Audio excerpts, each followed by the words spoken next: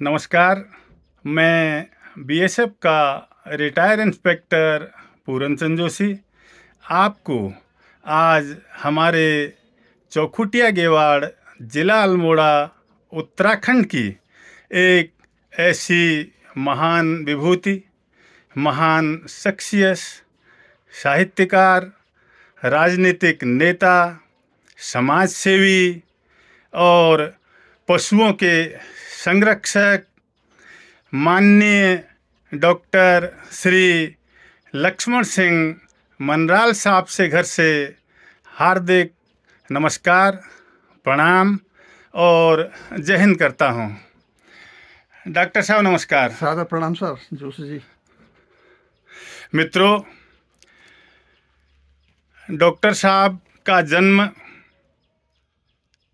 3 दिसंबर 1934 को चौखुटिया के ग्राम सोनगांव में श्री हीरा सिंह मनराल जी, जो कि इलाके के थोकदार और सयाना भी कहलाते हैं, यानी कि सर्वगुण संपन्नों को सयाना कहा जाता है, उनके घर में हुआ था।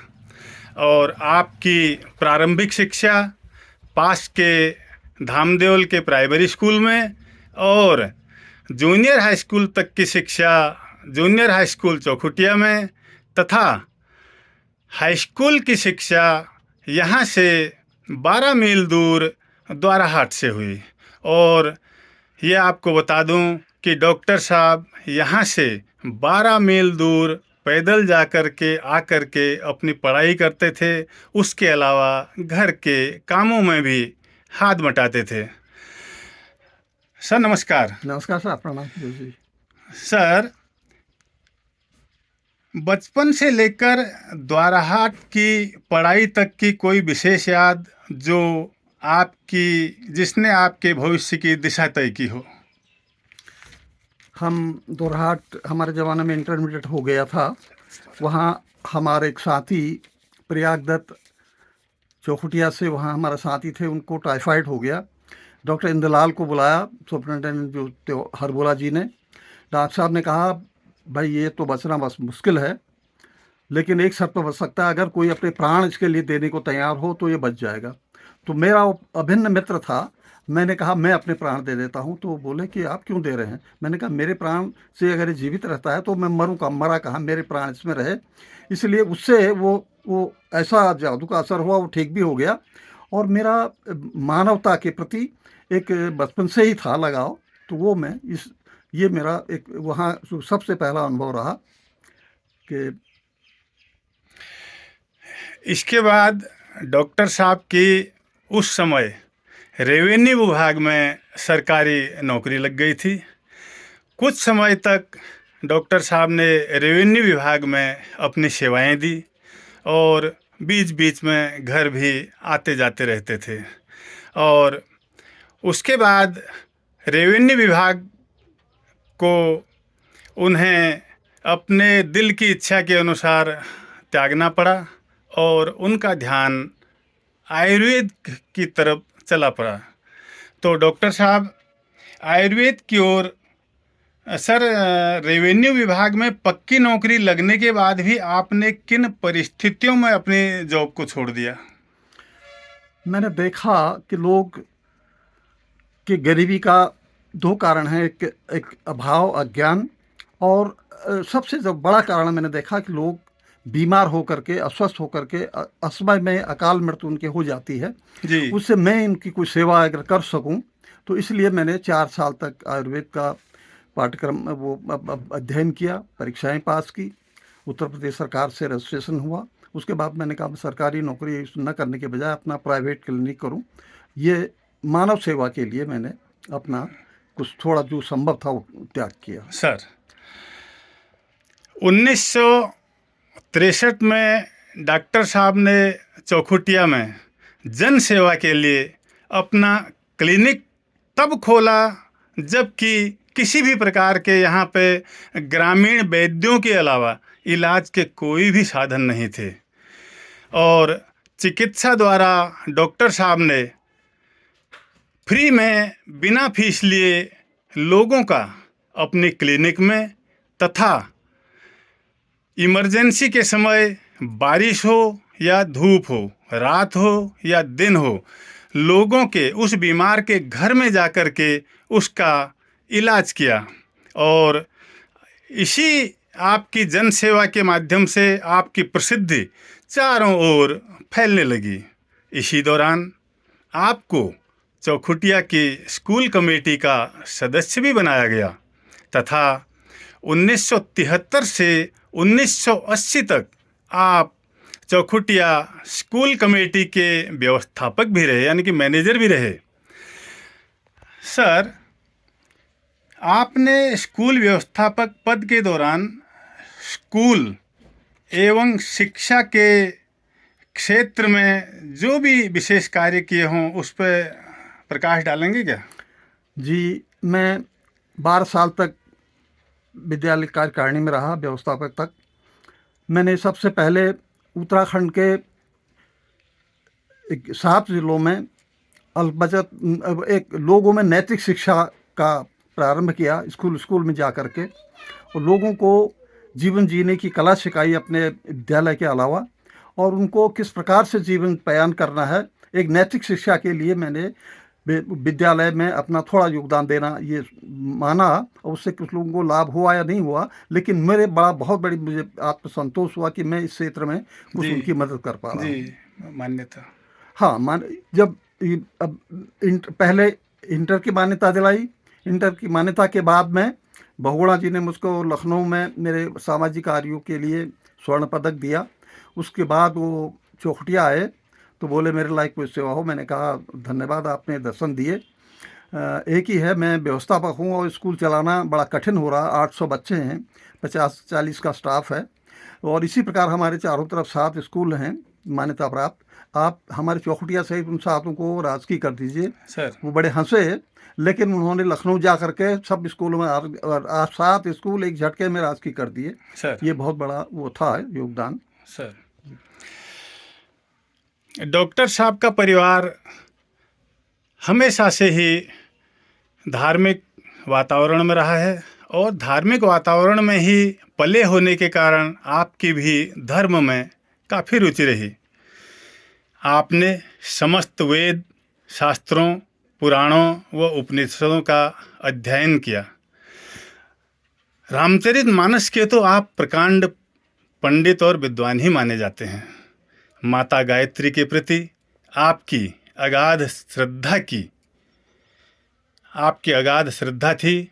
आपने हरिद्वार में वेदमूर्ति आचार्य श्री राम शर्मा जी से गायत्री मंत्र की दीक्षा भी ली। सर, गायत्री परिवार को जन जन तक पहुंचाने के लिए आपने क्या क्या कार्य किए? मेरी जब से मैंने होश संभाला, मुझे एक ऐसे मंत्र की तीव्र इच्छा थी जिससे मुझे कुछ आत्मबल मिले, जिससे मैं समाज की सेवा कर सकूं, जिससे लोगों का चरित्र ऊंचा कर सकूं। तो मैं बहुत अध्ययन के बाद गायत्री मंत्र मुझे 4 वेदों में मिला, और मुझे 4 वेदों को पढ़ने का, शास्त्रों को पढ़ने का काफ़ी लंबा समय मिला। उसके बाद मैं इस निष्कर्ष पर पहुंचा कि गायत्री ही सबसे ज्ञान रक्षते सा गायत्री, जो प्राणों की रक्षा करती है वही गायत्री है। तो मैंने श्री राम शर्मा बहुत अध्ययन के बाद मुझे अचानक एक दिन एक विज्ञापन में आचार्य जी के यज्ञ की मिली, और उनसे गुरु दीक्षा ली। उसके बाद में जो संभव हो सका, पहले 24 लाख के 3 अनुष्ठान 3 साल तक लगातार किए, आचार्य जी ने मुझे बताया। उसके बाद में फिर गायत्री के प्रचार के लिए जो संभव हुआ वो मैंने किया, उससे मुझे कुछ शक्ति मिली। सर जी। डॉक्टर साहब अपने जन सेवा के अलावा कांग्रेस पार्टी के माध्यम से लंबे समय तक, यानी कि मैं कहूँगा आज तक भी राजनीति से जुड़े रहे हैं, और अपने राजनीतिक प्रभाव का व्यक्तिगत के लिए इस्तेमाल न करके उन्होंने जनहित के लिए, समाज के लिए और अपने गांव, ब्लॉक, जिला, प्रदेश के लिए बहुत सारे राजनीतिक स्रोतों से काम करवाए। सर, राजनीति से लगाव आपका कैसे हुआ, और राजनीतिक जीवन में आपका समाज के लिए क्या योगदान रहा? मैंने बहुत सोचा कि समाज की सेवा के लिए किसी न किसी संस्था का सहारा लेना होगा, तो उसके लिए कांग्रेस पार्टी मुझे सबसे उपयुक्त लगी और मैं कांग्रेस की तरफ ढला और सदा कांग्रेस का एक सक्रिय सेवक रहा। 18 साल तक यहाँ अध्यक्ष रहा। अपने चिकित्सक कार्य के साथ ही मैंने समाज की जो दिशा निर्देश दे सकता था, जो अपने नेताओं से लोगों की सेवा कर सकता था। इंदिरा जी ने बुद्धिजीवी सम्मेलन में मुझको एक बार बुलाया, लखनऊ हम 30 लोग थे, तो उन्होंने 3 लोगों से प्रश्न किया। एक मैं मेरे से भी कहा कि आप बताइए कि विकास के कार्यों में क्या प्रगति हुई कि नहीं। मैंने कहा आप प्रगति हो रही है, लेकिन जिस उम्मीद से आप विकास कार्य प्रारंभ कर रहे हैं वो नहीं मिल रहा है उसका लाभ लोगों को। वो बोली क्यों? मैंने कहा लोगों में नैतिक शिक्षा नहीं है। जब तक आप नैतिक शिक्षा प्रारंभ नहीं करेंगे स्कूलों में, तब तक लोग उसका पूरा वो लाभ नहीं उठा पाएंगे जो आपकी जी, मंशा है। जी। और इंदिरा जी ने तुरंत पूरे हिंदुस्तान में दिल्ली जाकर के नैतिक शिक्षा प्रारंभ कराई इंटरमीडिएट तक। हाँ, हमको भी पढ़ाई थी सर कक्षा 6 में। Thank you sir. मैंने बताया सब जगह शुरू कराई। जी, जी। तो बहरहाल ये मेरी एक थोड़ी सी उपलब्धि नहीं बल्कि एक सेवा। उसकी पुस्तक ही बनी हुई थी सर। फिर एकदम जी। 3 महीने में सब छापी। Sir, sir, sir. Vishwanath Pratap Singh मुख्यमंत्री थे, जी, उनको जी, ऑर्डर जी। दिया कि आप एक ड्राफ्ट बना के भेजिए। तो वो शिक्षा के क्षेत्र में थोड़ा बहुत मेरा योगदान सर, ही नहीं सर। बल्कि एक सेवा थी। जी। जी।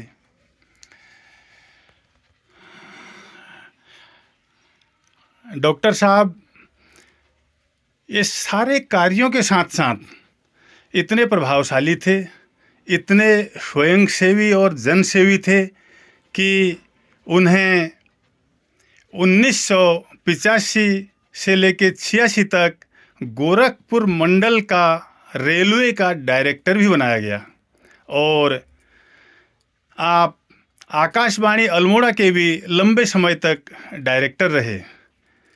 किसान आयोग में आपको दर्जा प्राप्त राज्य मंत्री का पद दिया गया, जो कि एक बहुत बड़ी उपलब्धि होती है।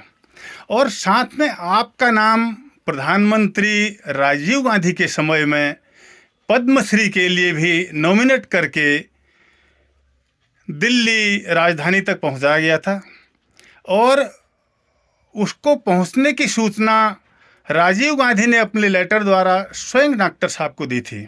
लेकिन वहाँ पर जोड़ तोड़ की राजनीति होती है, तो डॉक्टर साहब का नाम कट गया होगा, किसी और का नाम आगे चले गया होगा। खैर, जो भी है, पद्मश्री से बड़ा उनका व्यक्तित्व है और उनके काम हैं। आपने पशु बलि एवं पशु क्रूरता का काफ़ी विरोध किया, इसके लिए आंदोलन किए और हाई कोर्ट तथा सुप्रीम कोर्ट तक की आपने लड़ाई लड़ी। समाज की ओर से आपको काफ़ी ताने सुनने पड़े, गालियां सुनना पड़ी, यहाँ तक कि आपको कुछ विधर्मी और समाज विरोधी लोगों द्वारा आपके मारने की सुपारी तक लोगों द्वारा दी गई। लेकिन आप अपने कर्तव्य पथ से बिल्कुल भी नहीं डिगे और सुप्रीम कोर्ट तक की इस लंबी लड़ाई के बाद 2012 में माननीय सुप्रीम कोर्ट के आदेश पर पूरे भारत में पशु बलि तथा पशुवध बंद करने के आदेश के साथ आपकी मेहनत और लगन फलीभूत हुई, जो कि एक बहुत बड़े खुशी का क्षण था। तो डॉक्टर साहब, पशुवध, पशु बलि वो पशु क्रूरता के लिए को रोकने के लिए आपको कितने पापड़ बेलने पड़े? मेरे जीवन में बहुत बड़ा जो संघर्ष मुझे झेलना पड़ा, सामाजिक, धार्मिक, आर्थिक क्षेत्र में उतना नहीं जितना इस विषय में। लोगों की जो जीन्स में बात खपी थी कि पशु बलि ही धर्म है, उसके विरोध में मैंने लगातार 60 वर्षों तक काम किया जी। और मुझको हर रूप में प्रताड़ित करना पड़ा, सहना पड़ा प्रताड़न। लेकिन मुझे इसकी जो प्रेरणा मिली बचपन में, जब मैं 3-4 साल का था, मुझे जंगल में हम जानवर चलाने जाते थे अपने बूबू के साथ। एक छोना मृग का बच्चा मिल गया, वो मैंने पाला। जब 2 साल 2 महीने का हो गया, एक रूढ़िवादी व्यक्ति ने उसके गर्दन काट करके एक एक पत्थर पर उसको चढ़ा दिया। तो तब से मेरे अंदर एक भावना पैदा हुई, मैं पशुओं की हत्या को रोकने के लिए पूरा जीवन समर्पित कर दूंगा। और मैंने लगातार इस विषय में काम किया और परमात्मा ने मदद करी, तो उसमें सफलता मिली। इसका श्रेय मैं अपने गुरुदेव को देता हूँ, अपने सरकार को देता हूँ, समाज को देता हूँ। और आज बहुत से पशुओं की निर्मम हत्या रुकी, इसके लिए सबको बधाई। सर, तो डॉक्टर साहब जो कि अपने पूरे जीवन भर सेवा करते करते, अब सेवा हर प्रकार की होती है, माँ बाप की, समाज की, क्षेत्र की, पशुओं की, जनता की, और वो किसी भी प्रकार से हो सकती है, उसको करते करते आज 90 साल के हो गए हैं। और 90 साल में भी पूर्ण रूप से डॉक्टर साहब स्वस्थ हैं। डॉक्टर साहब ने इसके अलावा हजारों हजार तीर्थ यात्राएं की, जिनमें उनकी कैलाश मानसरोवर यात्रा बहुत प्रमुख है। और उन्होंने ग्रुप यात्राओं में समाज के हजारों लोगों को भी तीर्थों की यात्रा करवाई और लोगों का आशीर्वाद लिया। डॉक्टर साहब ने सिंगापुर, मलाया, चीन, नेपाल आदि विदेश की यात्राएं की। और मैं आपको याद दिला दूं कि डॉक्टर साहब के पिता श्री हीरा सिंह मनराल जी, जो कि पहले ब्रिटिश आर्मी में थे, उसके बाद जब स्वतंत्रता आंदोलन तीव्र हुआ तो सुभाष चंद्र बोस की आज़ाद हिंद फौज में चले गए। उसी में लड़ते लड़ते सिंगापुर में वो देश के लिए शहीद हो गए। तो अपने विदेश यात्रा में डॉक्टर साहब ने यहाँ की माटी ले जा करके और वहाँ कर उनको समर्पित की, अपने पिताजी को, उनको श्रद्धांजलि अर्पित की, और ताकि उनकी आत्मा को शांति मिल सके। और यहाँ की मट्टी से उनको जहाँ वो पैदा हुए थे रूबरू कराया। और उसके बाद विदेश यात्राओं के पश्चात भी समाज सेवा में लीन रहते हुए डॉक्टर साहब को अपने क्षेत्र लेवल में, जिला लेवल में, प्रदेश लेवल में और भारत सरकार के लेवल से सैकड़ों प्रशस्ति पत्र, पुरस्कार, मेडल और सम्मान पत्रों से नवाजा गया। और आप दशकों तक अपने क्लिनिक द्वारा जन सेवा करते रहे। अभी कुछ समय से आपने वो जन सेवा कार्य अपने पुत्र को सौंप दिया है, जो कि डॉक्टर की डिग्री धारण किए हुए हैं, और वो पिता के पद चिन्हों पर चल करके अपने उसी मार्ग पर चल रहे हैं आगे। आपने योगा को भी जन जन तक पहुंचाया और सैकड़ों योगा कैंप लगा करके लोगों को स्वस्थ जीवन योगा के माध्यम से जीने के लिए प्रेरित किया। बिल्कुल ही सादा जीवन जीने वाले, घमंड और अहंकार से कोसों दूर, भव्य व दिव्य व्यक्तित्व के स्वामी डॉक्टर साहब हमारे चौखुटिया, उत्तराखंड और भारत की एक धरोहर हैं। आपका मार्गदर्शन हमको दीर्घ काल तक मिलता रहे। इसी के साथ मैं बीएसएफ का रिटायर्ड इंस्पेक्टर पूरनचंद जोशी आपसे इजाज़त लेता हूं। नमस्कार सर। बहुत बहुत प्रणाम, सादर प्रणाम, अभिनंदन जोशी जी। आपके उत्तम विचारों से मैं अभिभूत हुआ। बहुत बड़ी आपकी कृपा हुई। धन्यवाद। नमस्कार।